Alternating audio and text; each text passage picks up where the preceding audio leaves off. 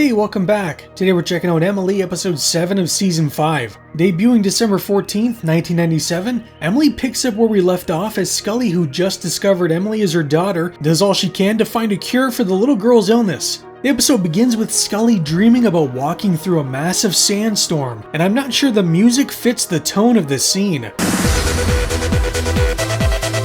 I'm also impressed with how Scully is able to walk through and not have to shield her face. Scully finds her necklace and then, okay. Well, look who finally decided to show up. How do you look at this and not want to wife her up? Scully introduces Emily to Mulder, but the little girl is way more interested in coloring potatoes. Have you ever seen Mr. Potato Head? He looks like this. Mulder notices the necklace Emily is wearing, and do you think he's annoyed that Scully could just give it away after he held onto it for so long? Mulder's not there because he wants to take in this somewhat happy moment, but because he has a bit of bad news. He did a little bit of digging around and discovered Emily's surrogate mother was named Anna Fugazi, which is apparently a slang term meaning fake. Mulder doesn't think Emily was born in any natural kind of way, but instead the spooky X-Files kind of way. Basically, she's someone's creation and they'll do whatever they can to hide what's really going on. I can protect her too. Yeah, but who's gonna protect you?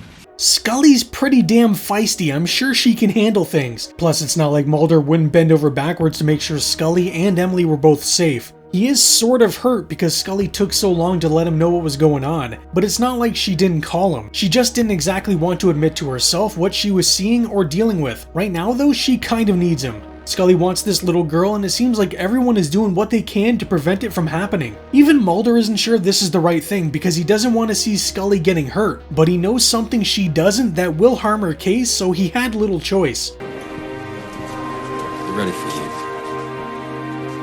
They're ready for you? Shut the fuck up, Bill. I can only imagine what he told the hearing. Oh, my crazy sister thinks she spoke to our dead sister, who she got killed because her partner believes in UFOs. Does FBI stand for Federal Bureau of Imagination? So the disrespect has already started, I see. The judge brings up Scully's alleged abduction, which wasn't alleged at all because it happened, though the timeline seemed to be a little wonky. Mulder claims Scully was missing for 4 weeks. She was abducted by Dwayne Barry in August, and while she was missing in the episode 3, he flipped the calendar to November, which is a little more than 4 weeks. Unless he just liked the bikini model, which I could also believe. They extracted her ova? Yes, all of them. Can that be done? Scully gives Mulder a look like they did what to my what? The judge doesn't seem to buy this story. I mean, it is kinda out there. Scully was abducted by the government, had her ova stolen so they could grow a child, and then put it up for adoption? It does sound a bit nutty, but the little girl is still Scully's daughter. The DNA testing proves it, so I don't know how they can fight against her. After the hearing, Scully questions Mulder on why he hid this from her. It really just came down to bad timing. She was still sort of dealing with the whole cancer thing, and I don't think dropping on her that, hey, I found your eggs, which were being used to grow human-alien hybrids, was really something she needed to hear. Hello? Hello? No spooky Melissa this time, but after Mulder places a trace on the phone, it comes back as the children's center where Emily is currently being held. This is obviously no coincidence, so the agents rush down right away. Aw, the poor baby's just burning up. And what the hell is that? Now are you two the parents? You know they both wanted to say yes. Poor Emily is going through hell and the doctor has no idea what's going on. Get away from her! Get away! Scully, I think your daughter might be an alien. This really shouldn't be surprising considering this family photo I discovered. Alien hybrid or not, Scully is still willing to do anything she has to save this little girl, whose health has taken a drastic decline. They've seemed to hit a little bump in the road, however, because Dr. Calderon, who was treating Emily, refuses to send over any of her medical files and claims Scully is the one endangering her, not him. I guess it's more important to keep your little double-blind study secret than to save a little girl. I'd like to say right up front that I know Emily Sim personally, as your partner probably told you, and You know, I couldn't understand a damn thing he just said. Mulder pays a little visit to Dr. Calderon, who refuses to release any information on Emily or her treatments. Remember, a drug company's bottom line supersedes anyone's health. Okay then. How you feeling now? A little more helpful? Yeah, not sure talking about your business over a 3-year-old girl's health was the right move there, Doc. And now you're gonna let that little girl die? She's just a lab rat to you!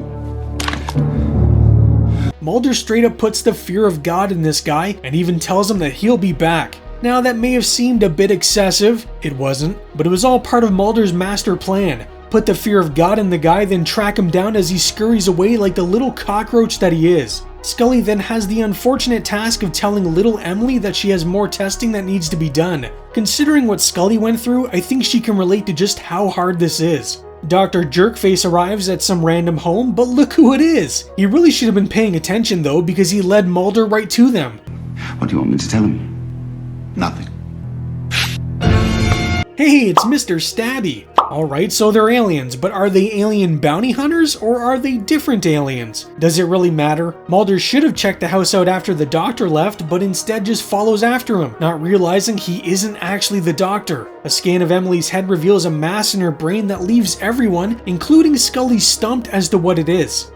And from her blood test last night and her SID rate this morning, it also seems to be growing rapidly. Now I have a question. Is the green goo not blood? We've seen hybrids and bounty hunters get shot or stabbed in the past, and it's always the green goo. Would taking a blood sample from Emily not reveal the same thing? Or is it only located at the base of her neck? While they're all discussing what to do with Emily, Dr. Calderon just casually walks by. Wait, is he injecting her with the green goo? Scully goes to check on Emily and wait a minute, what's he doing here? I'm glad all the doctors and nurses around just let a random guy walk into Emily's room and do whatever he wanted to her. Scully lightly jogs after the man because I guess she's not in much of a rush to actually catch him.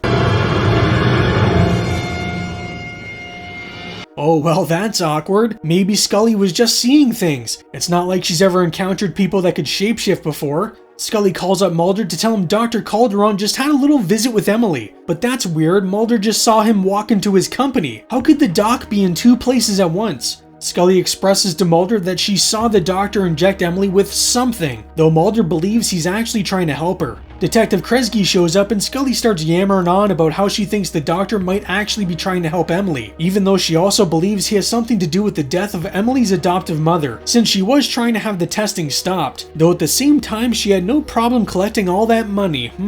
Mulder makes his way back to the house, which turns out to be an old folks' home? Where were all the old people earlier? Anna Fugazi? Yes? Your name is Anna Fugazi. Yes. Wait, this can't be the same Anna Fugazi who was the surrogate mother for Emily. Back at the hospital, Scully learns that despite Emily seemingly doing better, whatever is in her system has begun to spread, and unfortunately, it's killing her. But there is great concern that you are making decisions for this child. And they seem to be having no small effect on her health. Scully tells someone she's a medical doctor. Miss Chambliss, I am a medical doctor. That bitch Susan comes in and is all, oh, the court thinks you're harming Emily. Excuse me? Scully's probably the only one who has even the slightest chance of helping that little girl recover. Susan runs her mouth a bit more, claiming Scully isn't fit to give any clinical help and has no authority over this little girl. Scully immediately threatens to expose Susan for what she would be doing to Emily, and she changes her tune right quick. Back with Mulder, who's working with Frohickey on a little project. They're going over the names of all the women at the old folks' home, and it seems like all of these women have given birth to children in the past 3 years, which doesn't really make much sense considering their ages. Any fetching young mothers in there?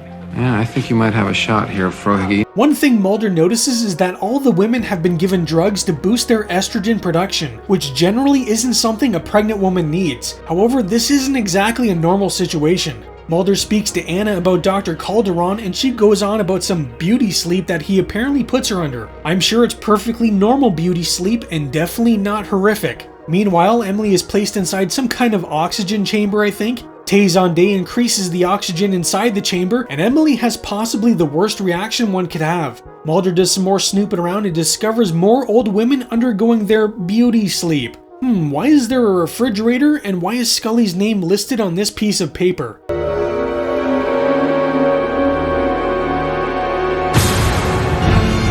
I don't know why Mulder's acting so freaked out. All old folks' homes have refrigerated fetuses. Mulder discovers some of that green goo Dr. Calderon injected Emily with, and speak of the devil, it's like he knew Mulder would be snooping around. Flinch and you're dead. It's not often the X-Files uses such obvious stock music. Detective Kresge thinks Mulder is one of the bad guys, but seems to have no idea he's Scully's partner. You'd think Scully would have mentioned she has a partner. Anyways, Dr. Calderon shows up and Mulder tells Kresge to point his gun at the man, and then seconds later tells him not to shoot. Take that gun off me and put it on that man. Don't use your gun! Get out of here! If Mulder knows he's an alien hybrid with acid blood, why even tell Kresge to point his gun at him to begin with? Kresge then fires at the unarmed man, and Mulder takes off before he can be injured by the alien blood. I like how Mulder just runs off without telling Kresge to get away from the doctor, but at least he does call for a medic and backup. Detective Kresge comes out looking pretty good and tells Mulder to watch the guy because he has him handcuffed. It's not until Kresge drives off in Calderon's car that Mulder realizes what just happened. This actually makes Mulder look kinda stupid. He's dealt with this sort of thing in the past and knows these aliens can shapeshift, so you'd figure he wouldn't be fooled so easily. Well, this is awful. Emily's gone into a coma, but Scully seems to have already accepted that her little girl is likely not gonna make it.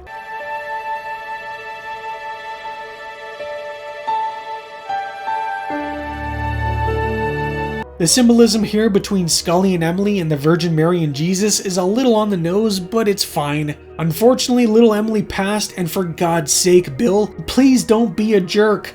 Aw, man. Mulder shows up with some flowers and he and Scully have a nice conversation about Scully finding and loving this little girl. Unfortunately, all the evidence that this ever happened, the old folks' home, Dr. Calderon, everything has just seemingly vanished. The last piece of evidence they have is poor little Emily. Of course, this is the X-Files, so her body was replaced with sandbags. At least they gave Scully back her necklace, which sorta makes her dream in the beginning prophetic.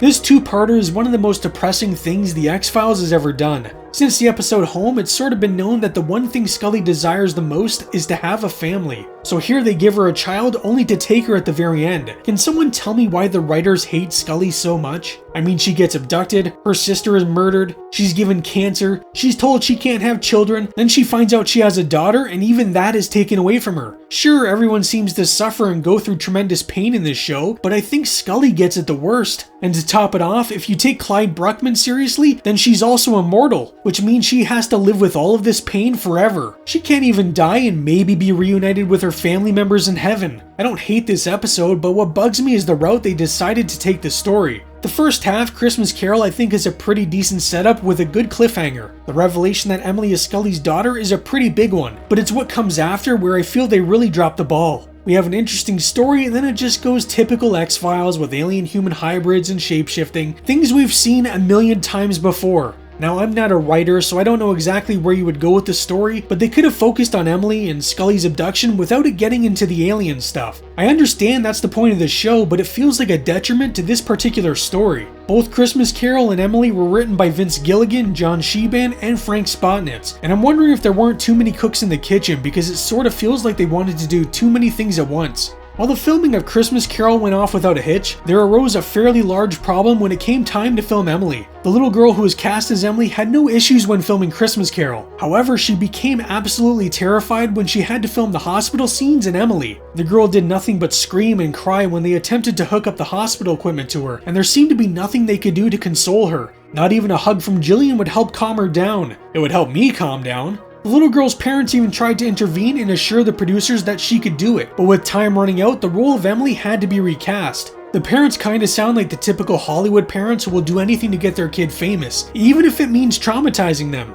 The producers quickly found their new Emily in Lauren Dywald, a slightly older actress who the team had already worked with once before on the show Millennium. Everyone was very happy with how Lauren performed in Emily. However, they were now faced with yet another problem as Lauren had to be inserted into Christmas Carol. This meant Jillian would have to go back and reshoot any scenes where the two of them were together. Jillian was already stretched pretty thin at this point and was unable to move her scheduling around to do any more shooting, so instead any scenes with the two would have to be completed using Jillian's double. They did use a few scenes with the original Emily, like this one here where she's in the background. However, the original Emily had blonder hair, so they had to go in and darken it in post-production. There's also apparently a scene where they gave Lauren the wrong outfit, and instead of reshooting it, they spent $15,000 changing the outfit using computers. I do have to question some of these reports though, because even though Scully and Emily barely share any screen time together in Christmas Carol, there is a scene where she walks the little girl to the car, and I don't know how you do that without bringing Jillian in to do a little shooting. Another hiccup they ran into was a group of protesters. The building that was used as the old folks' home had been around for some 90 years, and in typical Canadian fashion, it was going to be torn down to build some ugly, sterile condominium complex. While the local Canadians weren't happy with the idea and decided to occupy the building only days before shooting was to commence. They were eventually evicted by police, but then began picketing outside. Todd Pitson, who was the show's location manager, feared that if the picketers found out they were stopping a popular television show from filming, they might use this to their advantage and get even more eyes on the situation. Because of this, an order was put out to remove any and all signs from the production crew's clothing that would signify the X-Files was filming. When shooting did finally commence, the protesters were still up in arms, but kept safely across the street by police. Emily currently sits at 7.6 on IMDb, and while I don't hate this episode, it's usually not one that I go back to, so I'm probably gonna give it a 6. Up next, we have the return of Pusher, as Robert Patrick Modell escapes from prison and is out for revenge against the man that put him away. In the episode, Kitsunagari. So what do you think of Emily and the two-parter as a whole? Let me know down in the comments. Anyways, that's all for today. I hope you're having a great day and stay spooky. She was a mystery when Scully found her. Now, are you two the parents? I'm her mother. But even more mysterious He knows I'm involved. What do you want me to tell him? Nothing. are the people trying to take her away. Stop! Move away from her! Get away! An all-new X-Files, Sunday at 9, 8 Central on Fox.